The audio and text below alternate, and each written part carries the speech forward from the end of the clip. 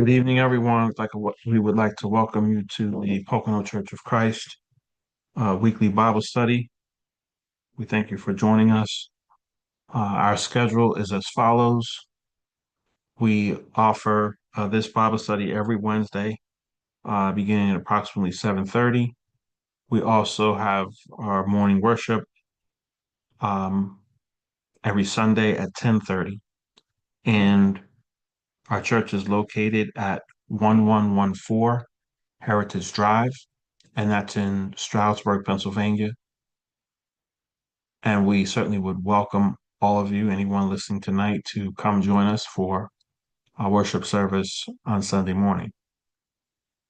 Tonight, we're going to participate in a topical study. And tonight, we're going to talk about the concept of being content.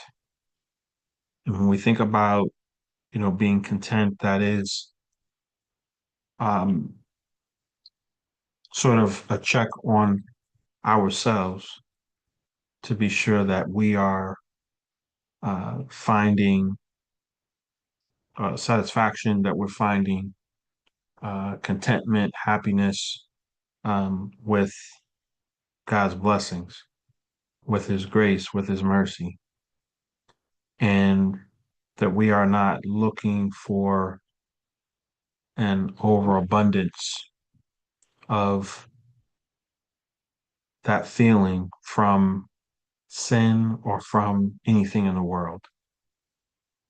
When we talk about being content, it means that we are content with God and that we are content with all that He has done, is doing, and will do for us in our lives.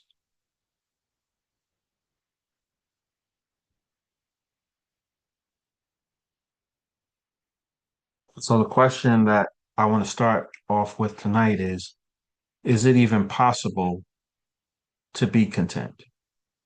And let's look at 1 Timothy chapter 6, verses 6, 7, and 8. Again, 1 Timothy chapter 6, verses 6, 7, and 8. Here the Bible reads, "But godliness with contentment is great gain. For we brought nothing into this world, and it is certain we can carry nothing out. And having food and raiment, let us be therewith content." We, many of us may be familiar in particular with 1 Timothy 6, verse 7, which speaks to the fact that when we were born, we had nothing. We brought no material thing. We brought no wealth of our own as a baby into this world. And certainly when each of us reaches our final day, final breath, after that, we have no way of taking any tangible material thing out of this world. And so what Paul is stating here is that we need to find contentment with godliness. And so let's delve deeper into that for a little bit. When we think about contentment, by definition, that means a mind contented with its lot. Put another way, a mind contented with its portion. And so when you think about your lot, the things that you have, um, those tangible physical things that you have, when you think about your portions, your portion of a job, your portion of blessings, your portion of health and strength, and your portion of spiritual blessings that come from God and from the Holy Spirit. the question remains, with all of that being provided, is it possible to be content? Another question to consider is, can you make up your mind to be content? Um, so let's continue on as we ponder those questions. We also find in Philippians 4, verses 10 through 13, here the Bible reads, "But I rejoiced in the Lord greatly, that now at the last your care of me hath flourished again, wherein ye were also careful, but ye lacked opportunity. Not that I speak in respect of want, for I have learned, in whatsoever state I am, therewith to be content. I know both how to be abased, and I know how to abound. Everywhere and in all things I am instructed both to be full and to be hungry, both to abound and to suffer need. I can do all things through Christ, which strengtheneth me." And then this is another word from Paul to the Philippian church. And here he's speaking about a couple of things. One, he's talking about in verse 10 how he rejoiced greatly because he saw and bear witness and uh, was able to experience the great care that only the Philippians had for him, and how they brought things to him, how they made it their business to check on him, to look after him, to make sure that he had what he needed, but in particular as he journeyed.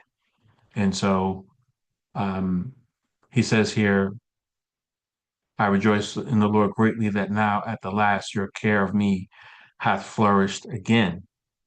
It says here, "Wherein ye were also careful, but ye lacked opportunity." So essentially what he's stating here is that he's acknowledging that the Philippians always had a desire, always had a will to care for him. But there was a time when they lacked opportunity. In other words, there was a time when they were unable to act on their will to care for him. And so he's rejoicing because he's seeing this care flourish again. This opportunity for them to take care of him has emerged. It's flourished again. And so it's happening again. And, uh, he's acknowledging their efforts and their love and care for him. Verse 11, he says, "Not that I speak in respect of want, for I have learned in whatsoever state I am therewith to be content." And so he's drawing a very fine line here in verse 11, where he says, essentially, that even if the Philippians did not care for him, even if they did nothing for him, it would not in any way impact his contentment, his ability to be content. And so that's why he says here, "For I have learned in whatsoever state I am therewith to be content." And so these scriptures, as we're examining them, they are helping us to answer the two questions that we started the lesson with. The first question is it even possible to be content? Second question, again, being, can you make up your mind to be content? And certainly we see here, in particular in verse 11, that Paul has learned to be content. So this is important because being content is something that we have to learn how to do. We have to learn how to be content with what we have, and we have to learn how to be content with what we don't have. And that's not often talked about. It's always, it's often put in the context of, well, you should be happy with what you have. You should be happy for your blessings, for, for the things that you've been able to accomplish, right? But Paul is looking at both sides of this. And he's saying, I have learned in whatsoever state I am therewith to be content. So, and then he goes into further detail in verse 12. He says, I know both how to be abased and I know how to abound everywhere and in all things. I am instructed both to be full and to be hungry, both to abound and to suffer need. So Paul has learned how to journey on, how to continue on, in particular with his charge to preach the gospel with a lot and to do the same level work, the same level preaching of the gospel with nothing, with very little, because he fully relies on the Lord, and he knows that the Lord is enough for him. And so he's helping us to understand here in these verses and in the verses that we read previously that it is possible for us to, one, for us to learn how to be content. That's absolutely possible. Two, it's possible for us to be content with an abundance of resources, and it's also possible for us to be content with little or no resources, because Paul is a real example of that kind of living. And what we have to understand is that no matter what, having God in our lives, having God as our Father in heaven, and Jesus Christ, our Lord and Savior, that having God in your life and putting your trust and faith in God, it is enough. There are going to be times, as Paul's life is evidence of, there are going to be times when, yes, we have all that we need. There are going to be times that we have more than what we need. But there will also be times in life where we have just the bare necessities or even less than that. That's a reality of life. Certainly, in the scriptures we just read, when we enter into this world, we have nothing, and when we leave, we can take nothing. So we need to understand that every one of us enters into the world the same way, and every one of us leaves the world the same way.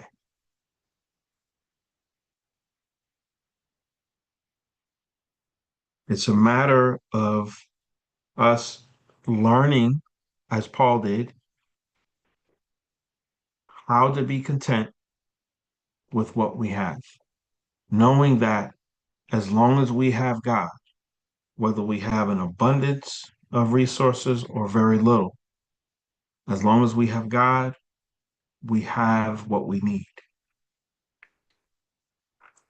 And in verse 13, he says here, and I know many of us are familiar with this, he says, I can do all things through Christ, which strengtheneth me.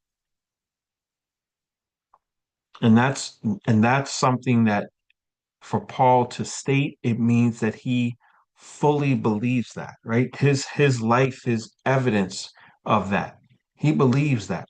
He can do all things, preach the word, uh, go on these various missionary journeys, escape danger on each of the journeys, um, build a church wherever he goes, boldly preach the gospel, boldly debate the gospel in the synagogues, gain believers even while in prison under under the watch of a Roman soldier stationed right outside of his cell.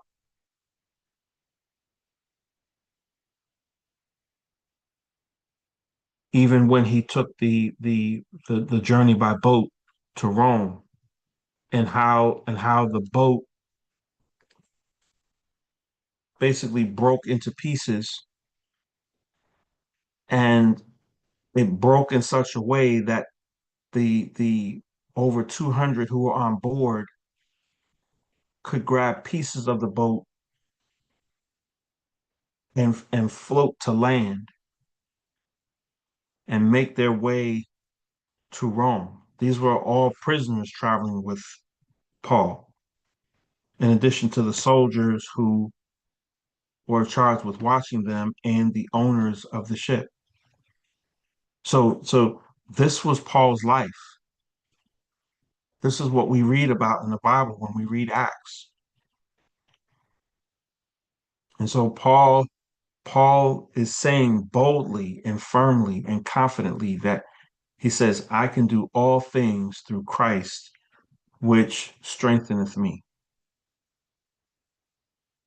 And this is the example for us. This is the learning for us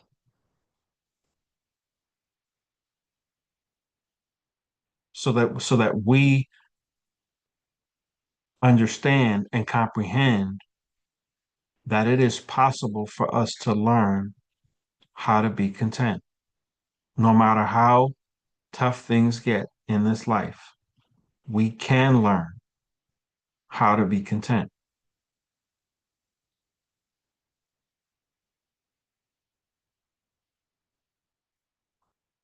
And so Paul purposed in his mind to be content with God's provision for him. Think about what you have. Anyone listening to this lesson, think about the things that God has blessed you with for a moment. Think about the things that you want but don't have, and ask yourself, are you content with what you have? And are you content with what you don't have? And Paul in Philippians, the scriptures that we just read, is helping us understand that it has to be both. You can't only be content with what you have and then not be content with the things that you don't have. You have to be content with what you have. You have to be content with what you don't have. You have to be content when you have an abundance, and you have to be content when you don't have an abundance. And I also want to make this point that, in this lesson about being content, we are not talking about um, our drive to be successful. We're not talking about um, our our drive, our motivation to achieve, to make gains in life. That's not what we're talking about. We're talking about the resources, which come in many different forms, but the total resources that we have right now. Are we content with that? And if there's something that we don't have, or if there's a resource that maybe we lost, are we still content?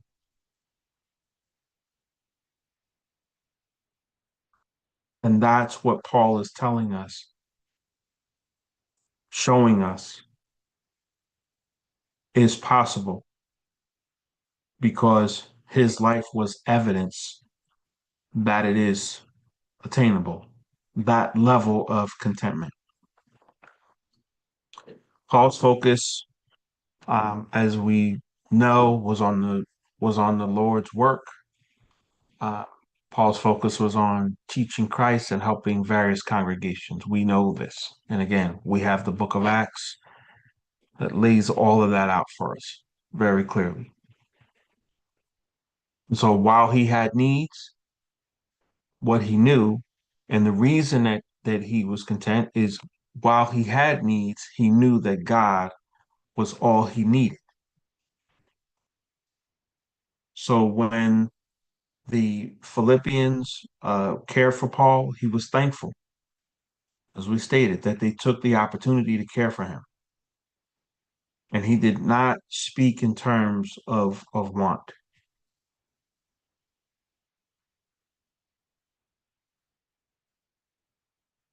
He does express thanks to many of the congregations that you know, that he has, helped in his travels. He does express, prayers and well wishes for them. But one thing that Paul did not speak of is what he wants in terms of material things. I want a golden chariot. Never heard him say that. I want I want wealth. I want to be rich. Never heard him say that. His desire was was to do the Lord's work. His desire was to preach the gospel. His desire was to defend the gospel.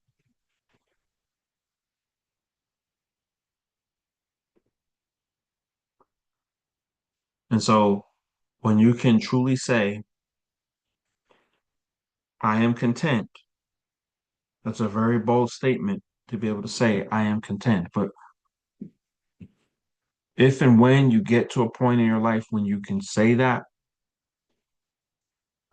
a word of advice, be sure that it is rooted in your contentment with God first. We should not, and we have to be careful not to say, I am content. And then the the foundation of that statement is the car we drive, the house we live in, the clothes we wear, the job we have. All of those things can be lost in a day.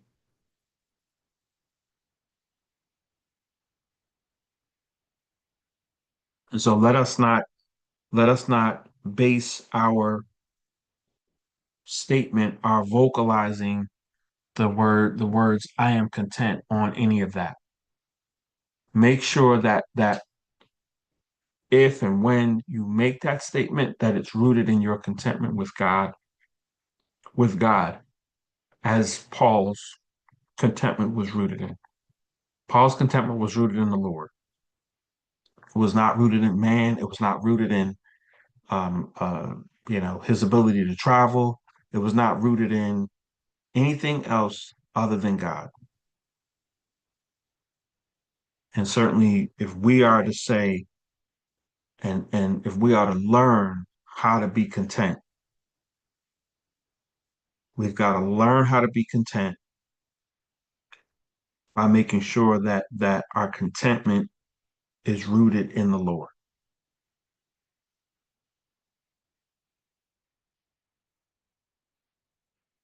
I also want to turn our attention to 2 Corinthians 12, verses 7 through 10. Again, 2 Corinthians 12, verses 7 through 10. Here the Bible reads, "And lest I should be exalted above measure through the abundance of the revelations, there was given to me a thorn in the flesh, the messenger of Satan, to buffet me, lest I should be exalted above measure. For this thing I besought the Lord thrice, that it might depart from me. And he said unto me, My grace is sufficient for thee, for my strength is made perfect in weakness. Most gladly, therefore, will I rather glory in my infirmities, that the power of Christ may rest upon me. Therefore, I take pleasure in infirmities, in reproaches, in necessities, in persecutions, in distresses, for Christ's sake. For when I am weak, then am I strong." And so these scriptures, this portion of the second letter that Paul wrote to the church at Corinth, he's talking about himself. And he's talking about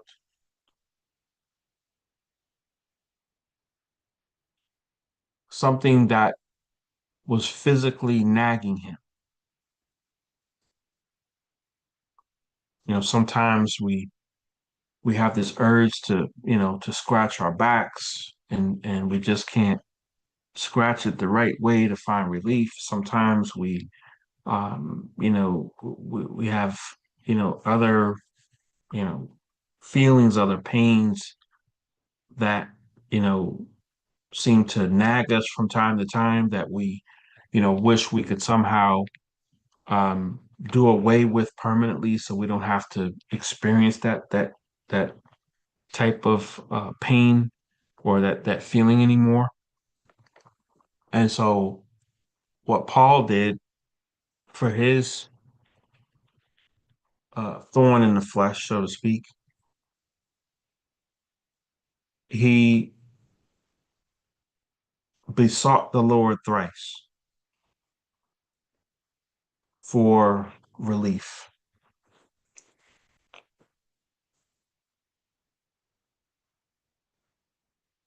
And in verse 9, scriptures read, "And he said unto me, My grace is sufficient for thee."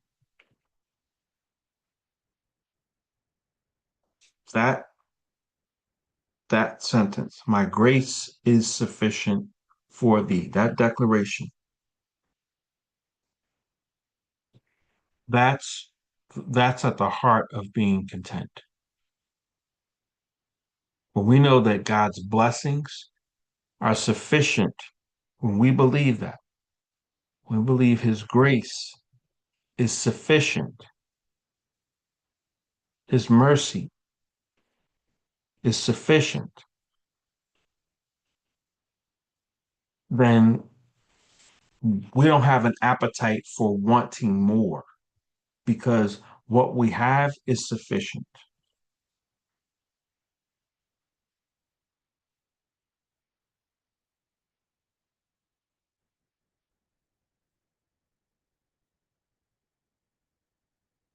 It says here, "For my strength is made perfect in weakness." What Paul is acknowledging here is that there are times when he was in fact weak, not at his best. And as Paul does with everything, he turns to the Lord. He looks to the Lord because he knows that his strength is made perfect in weakness. So while he is weak, it's God's strength that is perfect. And so God's strengthening of him, God's building him up is sufficient. God's grace shown toward Paul is sufficient. The Lord is telling Paul this, but Paul knows it and Paul believes it. And that's the piece for us. We've got to know that God's grace is sufficient, the same way Paul did. And we've got to believe it wholeheartedly that his grace is sufficient for us. It says here, most gladly, therefore, will I rather glory in my infirmities, that the power of Christ may rest upon me. That's another bold, very bold statement. You don't hear a lot of people saying, most gladly, therefore, I will rather glory in my infirmities, my sickness, to glory in that, the pain that we can feel on a daily basis, to glory in that, the suffering that we go through regularly, to glory in that. We can only glory in that if we know and if we believe wholeheartedly that God's grace is sufficient. That's what allows us to glory in our infirmities. See, when we don't believe that God's grace is sufficient, that's a pathway toward trouble for us. Because when we don't believe that God's grace is sufficient, then we're looking for something to fill in the gap that we perceive in our minds. And it's only a gap that we perceive because the Lord told Paul, he says, my grace is sufficient for you. So in other words, there's nothing there's no gap between your suffering and my grace. There's no gap. That's what the Lord is saying. The key is that Paul also believes that there is no gap between his suffering and God's grace. So in other words, the void that his suffering creates, God's grace fills that void. Paul believes that. And so he's showing us here specifically the learning that we have to do. We have to believe that for every infirmity that we have, which creates a gap for us, which creates loss, which creates um, uh, uh, a negative experience, which creates pain for us. For every gap, we've got to believe, we've got to know that God's grace is sufficient to fill that gap, to fill that void. When we suffer the loss of a loved one, we've got to believe and know that God's grace is sufficient to comfort us, that God's grace is sufficient to strengthen us, to build us up as we bereave, as we go through that period of loss. We've got to believe that God's grace is sufficient to build us up, to help us to get through that difficult time. So he says, I will rather glory in my infirmities, that the power of Christ may rest upon me. He's helping us to understand just how content he is. He's helping us to understand just how deeply he believes, how deeply he comprehends what the Lord has said to him, that his grace is sufficient.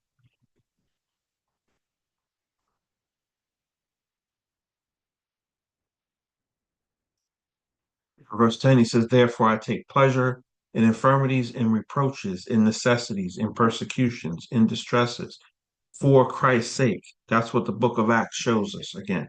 For when I am weak, then I am strong. We know that there were times when Paul was very weak, or Paul was at a very weak point in his life. We know that. We know that there were many times when Paul was very close to death. And it was God's grace that spared him time and time again from death, from imminent death. And so again, because of his life, because of his testimony, he knows and he can say that he can take pleasure in his infirmities because he believes that when he is weak, then he is strong. Because when he is weak, he knows that God is going to fill the void that left him in a weak state. And by filling that void,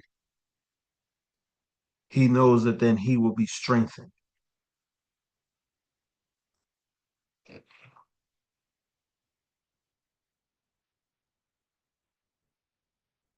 So I want to talk a little bit about this phrase from the scripture that we just read in Second Corinthians, glory in your infirmities. Again, when we are weak, we are strong in Christ. It's believing this that helps us to find glory in our infirmities. We have to make up our minds that God's grace is sufficient, especially in our distresses. Lean on the Lord and be happy for his presence with you when you are in a stressful or distressful situation. As we face afflictions, God provides a way for our minds to be fixed on him, and he will fix whatever afflicts us, he will fix it in due time. That's what we have to believe. And we have to be holding on and holding our trust and holding our faith in him the whole time, knowing that he's working on it, knowing that he knows, but also knowing that his grace and only his grace is sufficient for us. Again, make up your mind, excuse me, that the Lord is enough in every situation for as long as we shall live. That's what Paul is doing. And that's what we have to do. We have to make up our mind that the Lord is enough in every situation for as long as we shall live. And that's not easy. That's not a an elementary or trivial thing to do. That's hard work. But it means that we have to continue our walk. We have to continue in the Lord and making sure that we are learning of his word, that we're putting his word to good use in our lives so that we can reach this conclusion, so that we can make up our minds. Paul was able to make up his mind because of the record of his life, because of what he had experienced time and time again, and how God's grace was always enough, right? We talked about the shipwreck that he survived. God's grace was enough. When he had to leave under cloak of darkness from one city to the next because people were looking to do him harm or worse, God's grace was enough. And there are countless other examples of Paul's life where he narrowly escapes imminent harm or imminent death because of God's grace. And he was able to continue on, never losing step, continuing to do the work that the Lord charged him to do, which was to go forth and preach the gospel throughout the world. And that's what he did. He never wavered, never faltered. And at the end of his life, he says, I finished my course.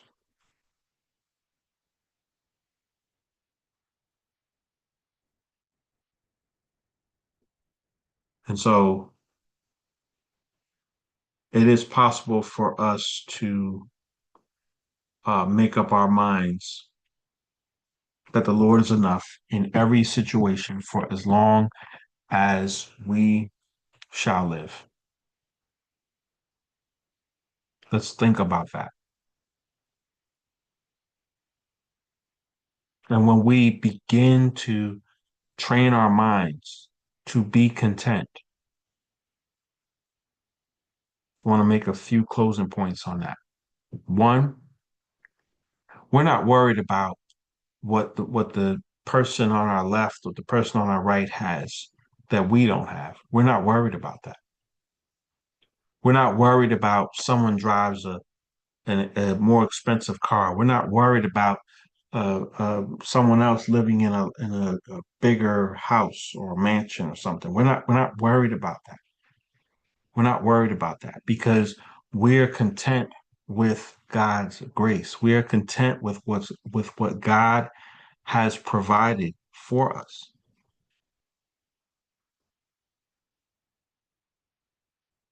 And there are times in our lives where we're going to fail.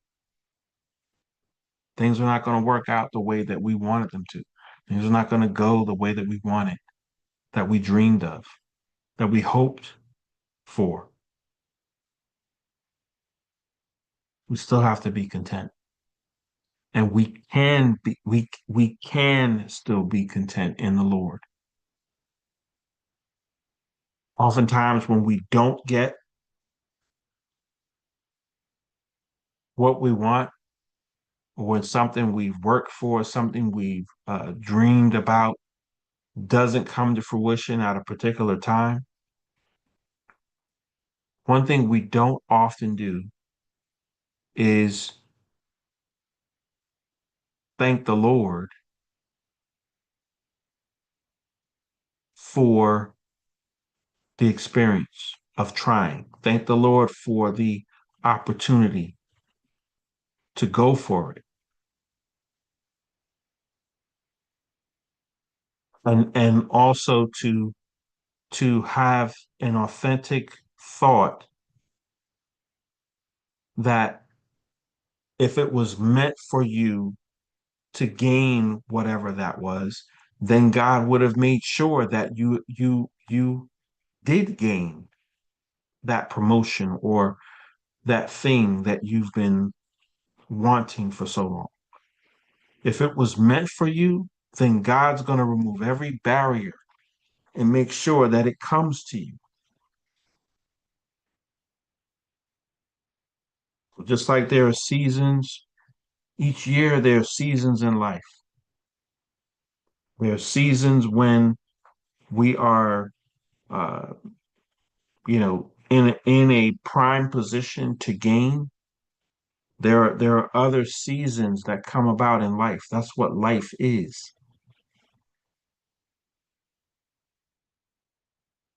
And so we've got to be thankful for what we have.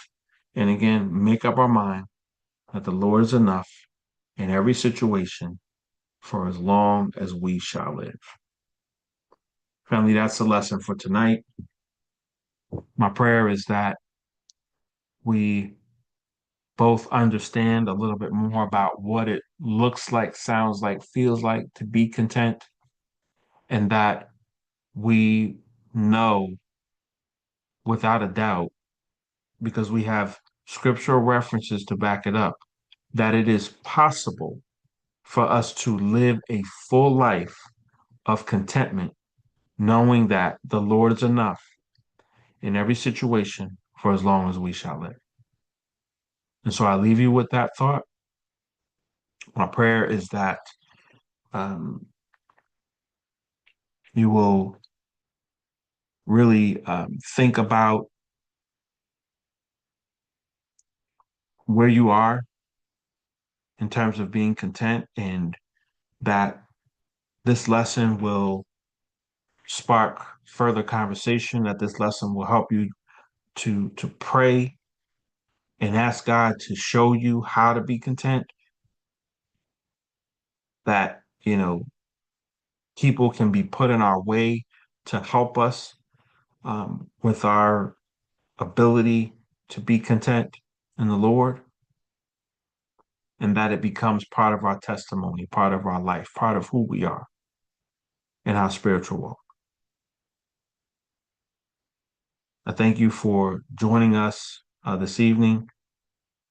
For those that are watching, if you have a question or comment about tonight's lesson, we invite you to first of all to like the video if you're watching on YouTube, and also to leave us a comment, leave us a question if you have one. We like to know how we're doing, and that these lessons are beneficial to you, and so we welcome your feedback. Sending love and sending prayers for continued blessings to all who are viewing this lesson from the Pocono Church of Christ in Stroudsburg, Pennsylvania. We wish you a blessed evening, and we certainly hope to see you on the next Lord's Day at the Pocono Church of Christ in Stroudsburg, Pennsylvania, 1114 Heritage Drive. Thank you and good night.